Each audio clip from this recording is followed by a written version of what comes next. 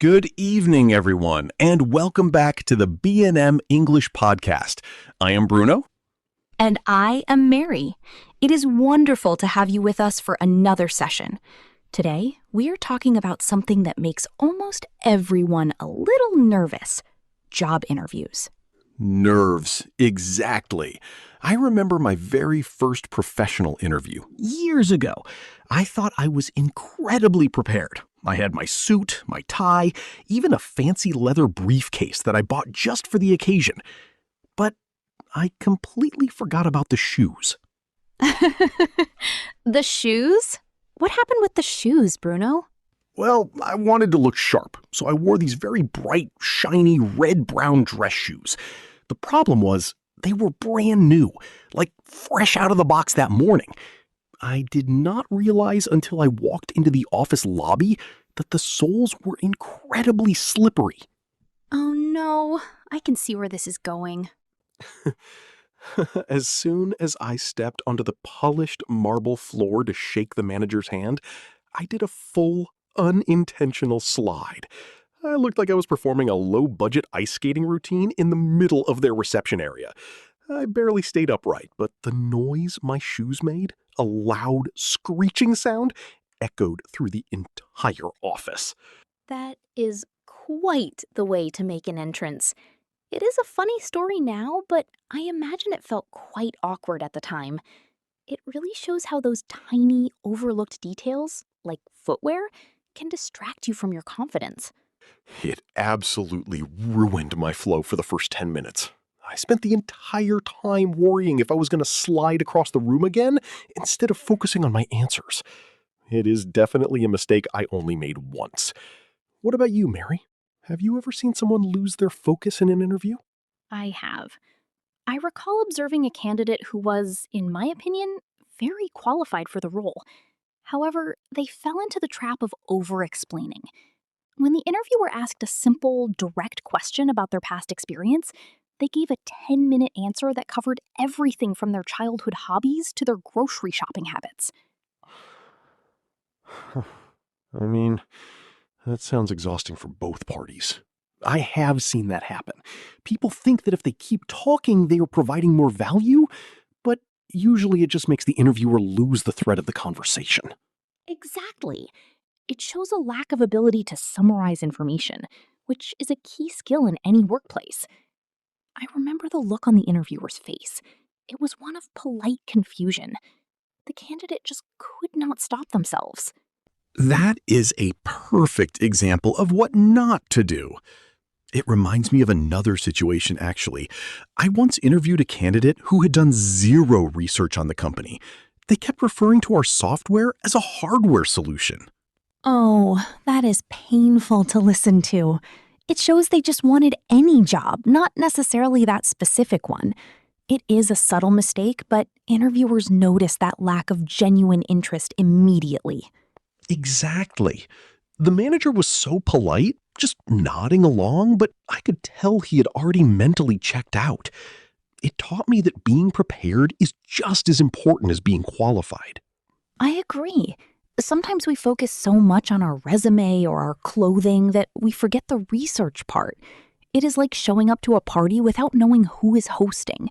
It feels a bit disjointed. That is a good way to put it. A disjointed conversation is never the goal. I suppose it comes down to being present. If you're too busy worrying about your shoes or your script, you are not actually connecting with the person in front of you. Precisely. Connection is the heart of a good interview. It is not an interrogation, it is a conversation between two professionals. If you view it that way, the pressure starts to fade and you can just be yourself. I wish I had known that during my ice skating interview. I would have been much calmer. Maybe I would have even made a joke about the floor being slippery to break the ice. Literally. That would have been a bold move, Bruno. But perhaps it is better to just aim for a stable entrance next time. That perspective shift is really the secret, isn't it? Thinking of it as a conversation rather than an exam. But I suppose we should give our listeners some concrete things to hold on to. If you are preparing for an interview tomorrow, what are the 3 most important things you would tell them to focus on? Well, first, I would say preparation is not just about memorizing facts. It is about understanding the company culture. Research their social media, their recent projects, and their mission statement. It shows you are not just looking for a paycheck, but that you actually want to be part of their team. I agree. It is like doing your homework before a date. You want to have something interesting to say about what they do. And my second tip would be to keep your answers concise. Like that candidate I mentioned earlier, people often talk too much when they are nervous. Try to follow a structure, like the STAR method: situation, task, action, result. It keeps you on track. That is an excellent suggestion. A clear structure helps the interviewer follow your logic without getting lost in the details. My third point would be about body language and the physical aspect of the interview.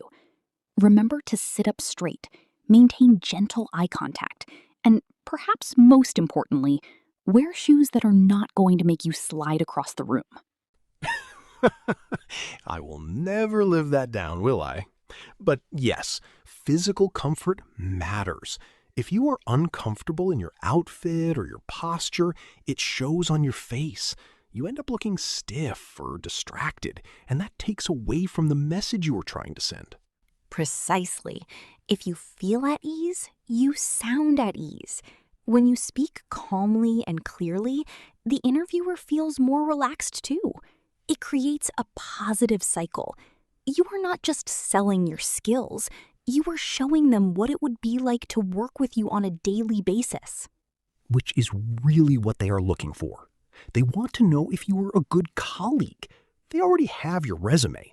The interview is to check if you are someone they want to have coffee with in the break room. Exactly. And that is why a calm, steady, and professional approach is always more effective than trying to be the most energetic person in the room. You do not need to perform. You just need to show up as your best, most prepared self. That really is the goal, isn't it? To show them who we are, not just what we have done. I think I would have been much better off in my early days if I had just focused on being a human being instead of trying to be a perfect candidate. And that is the biggest takeaway for our listeners today. Perfection is not the target. Being authentic, prepared, and professional is what actually lands you the job. I could not agree more. So before we wrap up, let us give our listeners a small task to practice with. Since we talked about staying calm and focused, why don't you try this? I think that is a wonderful idea. Here is your challenge for the week. Find a question you find difficult to answer.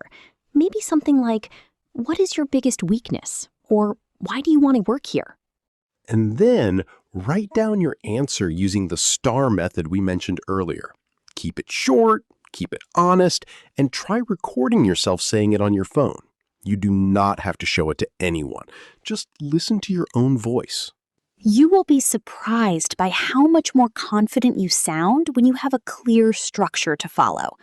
Listen for those fillers, the ums and ahs, and try to replace them with a soft pause. It makes a world of difference. Give that a try and let us know how it feels. That is all the time we have for today. Thank you for listening to another session of the B&M English Podcast. It was a pleasure sharing this space with you all. Take care, and we will see you in the next episode.